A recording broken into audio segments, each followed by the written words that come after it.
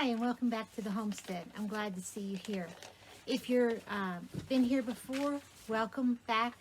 If you're new here, my name is Tracy. This is Living by Faith Homestead, where I am attempting, slowly but surely, to live a slower, more self-reliant life.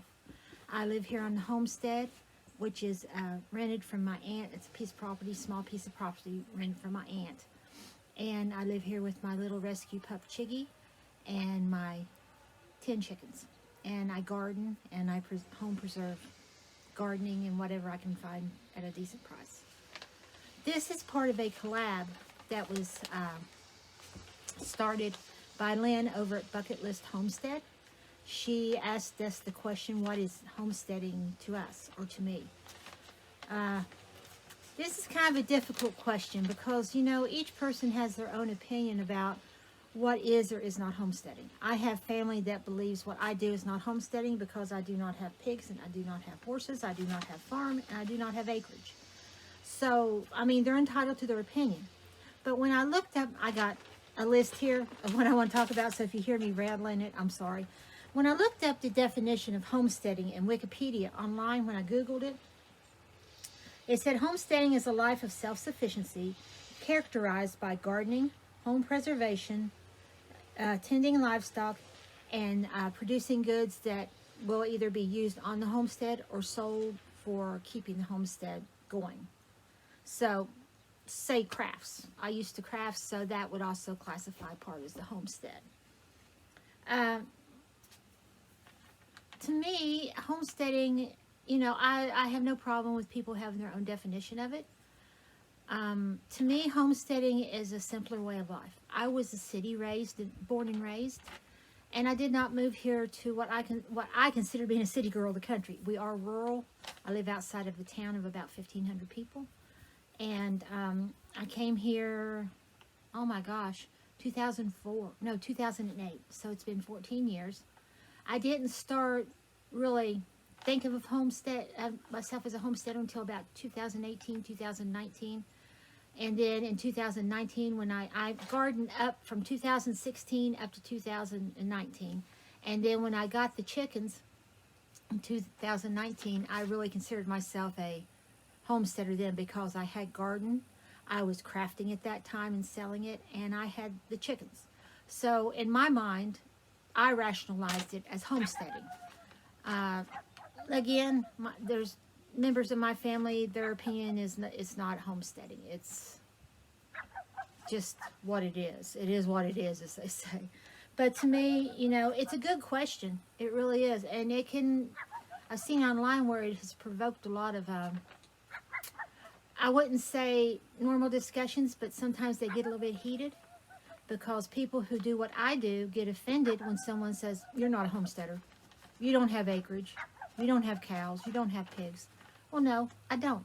I don't have room for it. I do not have land for it because it's not my land. The piece of land I bought to eventually put my permanent homestead on will not accommodate anything but my home, a fenced-in yard for Chiggy, my chicken lot, my garden. That's it. I had hoped that I would be able to accommodate goats down the road, but it's not feasible. So I have to learn to live within my means of what I can and cannot have.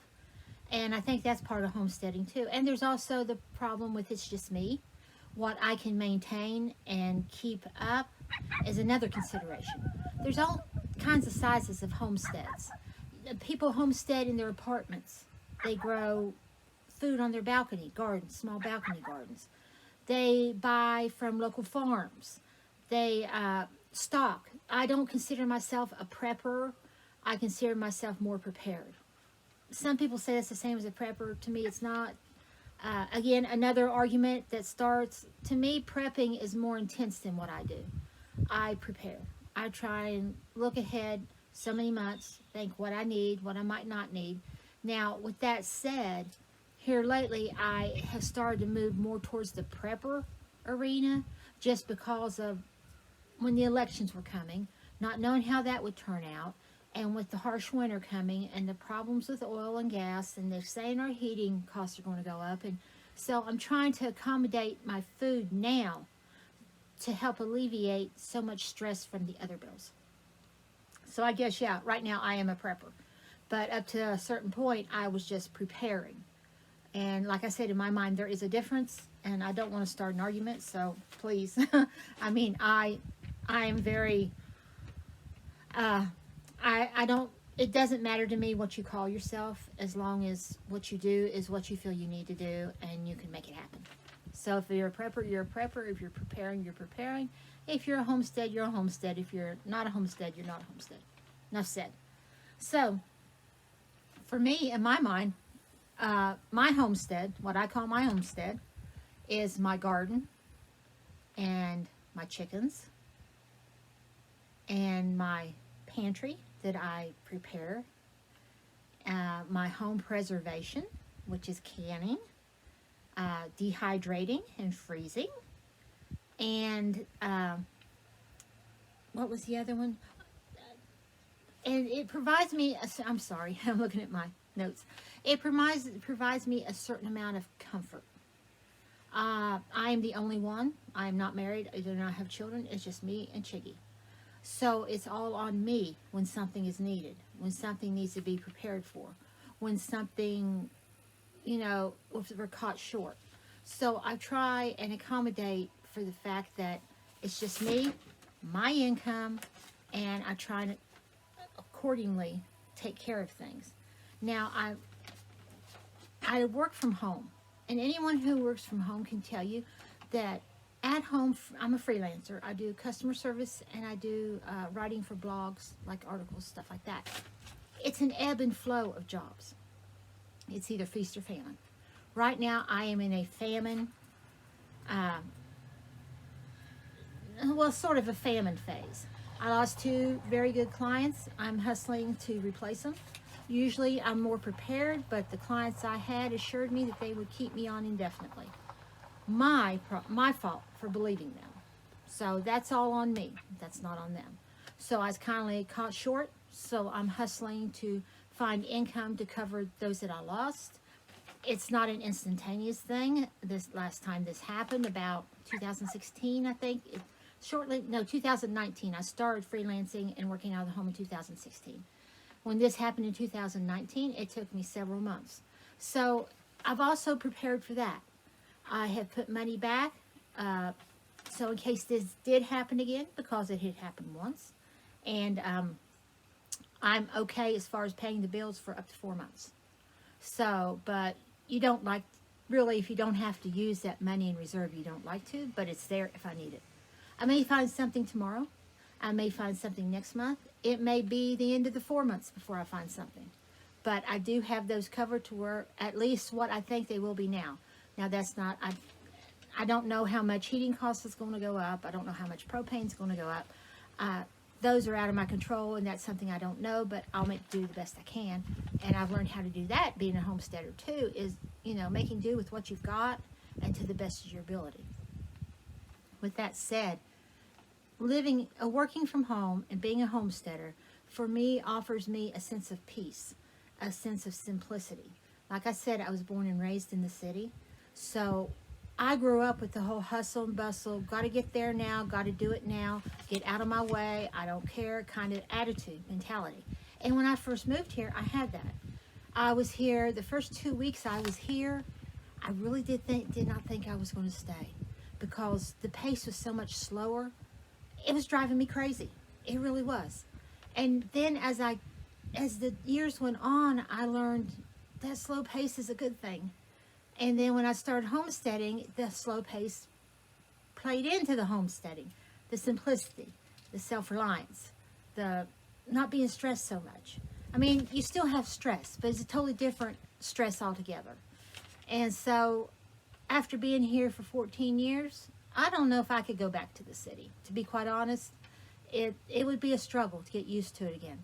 I go back home and visit a friend occasionally, and just trying to drive back home makes me so nervous. And I think I used to drive in this traffic all the time and didn't think a thing of it. That's how much I've changed living where I live now. They don't drive like that around here like they do back home. Like I said, slower pace, simplicity. There's something to be said for it. Now, like I said, I freelance, and money can be an issue, feast or famine. and I try and accommodate for that. And living on a homestead and not having, and preparing, I usually shop once a month. My major shopping is done once a month because the city I shop in is 30 minutes away. I try not to run any more than I have to that distance due to the cost of gas, and not because when I do go, say I go to Walmart to get something, I always end up getting something I really don't need. So the more I avoid that, the better off I am. So when I do run, I go to Walmart, I go to Lowe's, I go to Tractor Supply, and I go to a local family farm there. And I try and put in my orders for the farm, and then I try and figure out how much I'm going to spend by looking online for Walmart and for Tractor Supply. And then Lowe's is just generally anything that I need repair part for. We do have a nice family-owned hardware store here in town where I live, outside of where I live.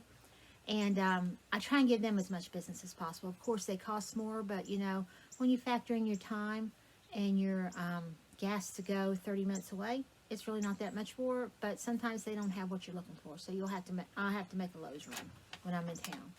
So I try and do that as much as possible. I try in my 1 month shopping, I try and rely on what I absolutely need. And when I grew my garden in the last few years, it's done great. So this year I thought, well, I'm going to put a bunch of stuff up. I'm not going to have to rely on grocery shopping. This is the worst year my garden's ever been. It was the weirdest year for my gardening. And now I'm no expert by any way, shape, or form, but everybody in the area had a problem. So much so that we did not have our local farmer's market this year. Nobody had anything to sell. So it was really, for the one time that I really wanted to rely on my garden, it didn't work. But I'm not letting it discourage me. I'm still going to continue to have my garden. I worked on it today a little bit. I did video it, but it did not, something happened and it didn't video. So I will take you on a walkthrough of what I got done, what it looks like, and what else I need to do. That'll be in a different video. I do know my limits, and I do have limits as to what I can produce. Of course, I can produce vegetables. I can produce some fruit, like my aunt has apple trees. I have a blueberry bush and a raspberry bush, so I do have those. And I have learned that when it comes to meat, I'll never be able to have pigs. I'll never have cows. And the chickens I've got are primarily, they started out as pets more than anything. And I just have the advantage that they lay eggs. So I do have the advantage of their eggs. They will never be eaten. Now, I have thought about having meat birds, but I don't know, I can't find enough information on YouTube or online about how to cull them and take care of them. So I'm hoping that my cousin up the way will this summer, well this spring and summer, will show me how to get it done. He said he would. And with him helping me, I might just say, you know, I'll buy X amount of birds, and then if you help me, I'll take care of them. But if you help me get them ready for freezer camp, I'll give you some of them. So I'm hoping that we can work something out, like a trade or a barter like that. I'd really like to do my own birds, but again, I have room for them. I mean, but again, I don't know how to get it done, and I don't want to get them and not know how to get them done and them get too big and all the problems they can run into. So that's something I'm holding off on. That's a current limit, but I hope it won't be a limit much longer. And I'm also limited on milk because I don't have a cow. I don't know anyone with a cow. I'm limited on cheese because, again, no cow. And I'm limited on bread. Now, I'm currently limited on bread, but I'm trying to work up my nerve to try and make bread because I don't have a bread machine. And I don't have one of the big fancy KitchenAid mixers. So mine would have to be all done by hand. And that's really what's holding me back. I don't want to waste the ingredients that goes into it. But I'm kindly coming to the assumption that I'm going to have to at least try it once and waste them if that's what happens to know whether or not I can do it. I know right now I cannot afford no $250 KitchenAid because they said the cheaper ones, motors will not need the bread. It'll tear them up. So I don't have that kind of income, you know, that kind of savings right now. Hopefully down the road, but until then, I'd like to learn how to do it by hand. So that's something I'd like to work on here soon. as a homesteader, I've learned it's necessary to make do and to learn new skills. When something needs to be fixed around here, I don't always have the money to have someone come in and do it. So I try and do as many repairs as I can myself. I try and do as many projects as I can myself. And I've learned a lot on YouTube. I really have. YouTube is a valuable source. Anyone who's a homesteader, owns a home, anything like that, where they're responsible for doing the repairs, I highly suggest look it up on YouTube. There's a lot of nice, friendly people out there willing to put the information up online and show you how to get it done. And I do appreciate them and applaud them for that. I also, the last thing I want to say is a lot of what I've learned about gardening and cooking to this point has been through my two aunts that live. The Aunt Mary, who I live on her property, she has taught me some cooking. And my Aunt Monica, who lives up the way in the old homestead, she has taught me gardening. Both of these women have played a very important role in my life since I moved here. My Aunt Monica is my mom's oldest sibling and sister. And my Aunt Mary is my Uncle Kenai, who is my mom's youngest brother, his wife. And when my mom and dad passed away, my Aunt Mary was nice enough to give me a place to live out of the kindness of her heart. I will not always be grateful to her for that. Words cannot express. My Aunt Monica and her husband helped me move what I was allowed to take out of my parents' house back here to where I live now. And she taught me how to garden. She taught me how to can. She started me into canning. I've learned some stuff online, but the principal information I got from her. So don't be afraid to look to family. Don't be afraid to look to your elders. Most of them are happy to share their information with you for fear that it'll get lost and never be used. So that's what it means to be a homesteader to me. I hope I didn't ramble on too awfully much. I want to thank Lynn for allowing me to participate in this collab. I've had a lot of fun, and I've really enjoyed watching the other channels and what they put up too. You can find the list of the channels that are participating in this collab in the description box here. And again, I thank you for coming and visiting with me. I hope to see you again, and have a most blessed day. Bye now.